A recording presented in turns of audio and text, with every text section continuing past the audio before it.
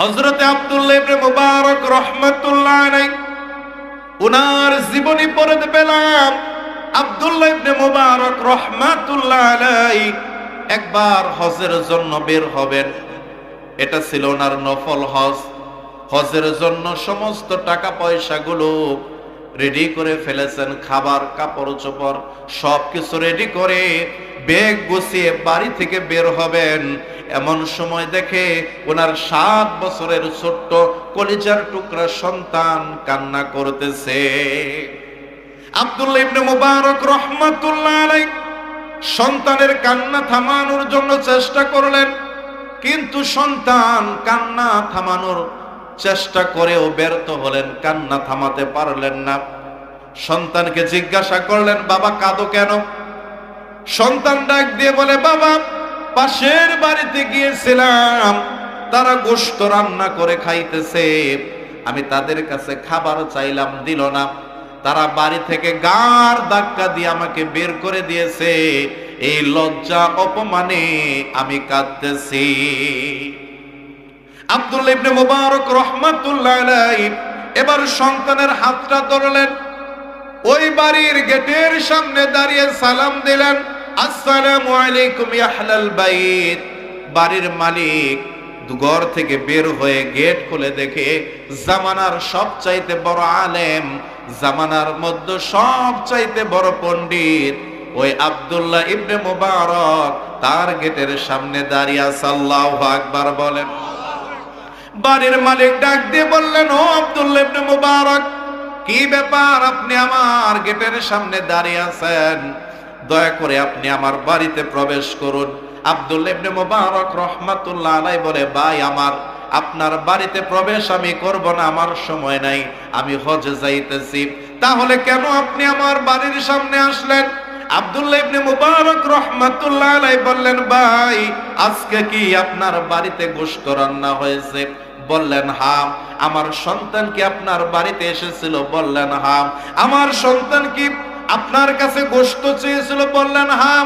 ও ভাই, আমি জানতে চাই আমার সন্তানকে কেন খাবার না দিয়ে, গোশত না দিয়ে ঘর থেকে গার ধাক্কা দিয়ে বের করে দিয়েছেন, কারণ কি?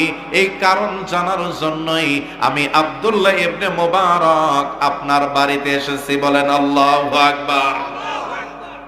এবার বাড়ির মালিক চোখ দিয়ে পানি ছেড়ে দিয়েছেন, আর ডাক দিয়ে বললেন, ও আব্দুল্লাহ ইবনে মুবারক, কষ্টের কথা কার কাছে বলবো? আজকে 3টা দিন চলে যায়, আমার পরিবারের লোক, আমার ছেলে মেয়ে, আমার বিবি সন্তান না খেয়ে আছে, আমার ঘরের সবাই না খেয়ে আছে। সকাল বেলা বের হয়েছিলাম কাজের সন্ধানে, সারা দিন কাজ খুঁজলাম, কোনো কাজ পাই নাই। সন্ধ্যাবেলায় যখন বাড়িতে আসতেছিলাম, দেখি রাস্তার পাশে একটা গরু মরে পড়ে আছে।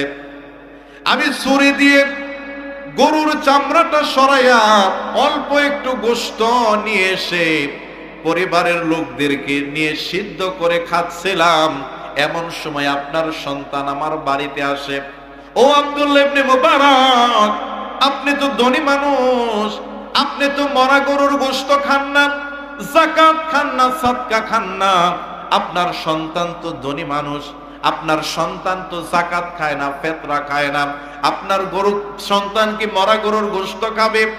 বারবার বোঝানোর জন্য চেষ্টা করলাম, কিন্তু আপনার সন্তানকে বুঝাতে পারলাম না। এজন্য আপনার সন্তানকে গার ধাক্কা দিয়ে আমার বাড়ি থেকে বের করে দিয়েছি। ও আব্দুল্লাহ ইবনে মুবারক, আপনার সন্তানকে মৃত গরুর গোশত না দিয়ে আমি যদি কোনো অপরাধ করে থাকি, আল্লাহর ওয়াস্তে আপনি আমাকে মাফ করে দিন। বলেন আল্লাহু আকবার। আব্দুল্লাহ ইবনে মুবারক রাহমাতুল্লাহ আলাইহি চোখ দিয়ে পানি ছেড়ে দিয়েছেন, আর ডাক দিয়ে বললেন, ভাই আমার, আপনি আমার প্রতিবেশী, অথচ আপনার কোনো খোঁজ খবর আমি নিতে পারি নাই। আপনি দয়া করে একটু দাঁড়ান, আমি বাড়ি থেকে আসতেছি। এক ধরে বাড়িতে চলে গেছেন। হজের জন্য যে টাকা পয়সা খাবারগুলো রেডি করেছিলেন সব কিছু নিয়ে আসছেন। ওই ভাইয়ের হাতে দিয়ে বললেন, ভাই আমার, এই যে টাকাগুলো আপনাকে দিলাম, এই টাকা দিয়ে আপনি ব্যবসা বাণিজ্য করেন, কোনোদিন আর ফেরত দেওয়া লাগবে না। এই যে খাবারগুলো দিলাম, এই খাবারগুলো আপনি খান, পরিবারের লোকদেরকে নিয়ে খান, কোনোদিন আর আমাকে ফেরত দেওয়া লাগবে না। তবে হ্যাঁ, একটা শর্ত হলো, আপনি আমার প্রতিবেশী হওয়ার কারণে আমি আপনার কোনো খোঁজ খবর নিতে পারি নাই, এজন্য কাল কিয়ামতের ময়দানে আপনি আমাকে আল্লাহর কাঠগড়ায় বিচারের জন্য দাঁড় করাবেন না। বলেন আল্লাহু আকবার। আব্দুল্লাহ ইবনে মুবারক রাহমাতুল্লাহ আলাইহি সমস্ত খাবারগুলো দিয়ে, টাকা পয়সাগুলো দিয়ে বাড়িতে চলে গেলেন। আব্দুল্লাহ ইবনে মুবারকের বন্ধুরা হজে চলে গেল। যখন তার বন্ধুরা হজ করে বাড়িতে আসলেন, আসার পরেই আব্দুল্লাহ ইবনে মুবারক রাহমাতুল্লাহ আলাইহির বাড়িতে চলে আসছেন, আর ডাক দিয়ে বললেন, ও ভাই আব্দুল্লাহ ইবনে মুবারক, তুমি হজ থেকে কবে বাড়িতে আসছো? আল্লাহু আকবার বলেন। তুমি হজ থেকে কবে বাড়িতে আসলা?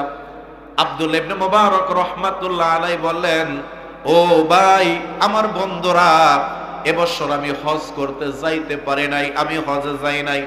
তার বন্ধুরা অবাক হয়ে গেছে, ডাক দিয়ে বললেন, আব্দুল্লাহ ইবনে মুবারক কি বলো, তুমি হজে যাও নাই?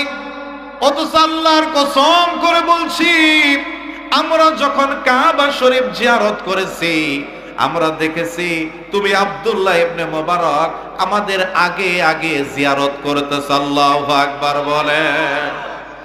আমরা যখন মুজদালিফায় অবস্থান করেছি, সেখানেও দেখেছি তুমি আব্দুল্লাহ ইবনে মুবারক আমাদের সাথে অবস্থান করতেছো, আর তুমি এখন বলতেছো তুমি হজে যাও নাই, মিথ্যা কথা কেন বলতেছো বলো? আব্দুল্লাহ ইবনে মুবারক রাহমাতুল্লাহ আলাইহি বললেন, ভাই আমার, আমি আসলে বছর হজে যাইতে পারি নাই। আমার হজের সমস্ত টাকা পয়সা গুলো আমার একজন প্রতিবেশীকে দান করে দিয়েছি। আব্দুল্লাহ ইবনে মুবারক রাহমাতুল্লাহ আলাইহি রাত্রে যখন ঘুমিয়ে আছেন, স্বপ্নে কে যেন ডাক দিয়ে বললেন, এ আব্দুল্লাহ ইবনে মুবারক, তুমি এবছর হজ করতে আসতে পারো নাই, কি হয়েছে? তোমার দানটা আল্লাহ তাআলার দরবারে এত বেশি কবুল হয়ে গেছে যে তোমার আকৃতি দিয়া, তোমার মতো চেহারা বানাইয়া আল্লাহ তাআলা একজন ফেরেশতার মাধ্যমে তোমার সহজের সমস্ত কাজগুলো কমপ্লিট করে দিয়েছেন। আল্লাহু আকবার বলে।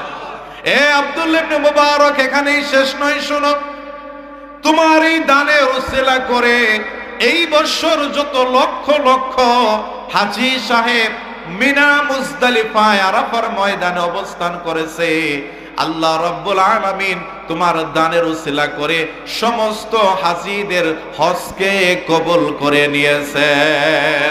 লিল্লাহি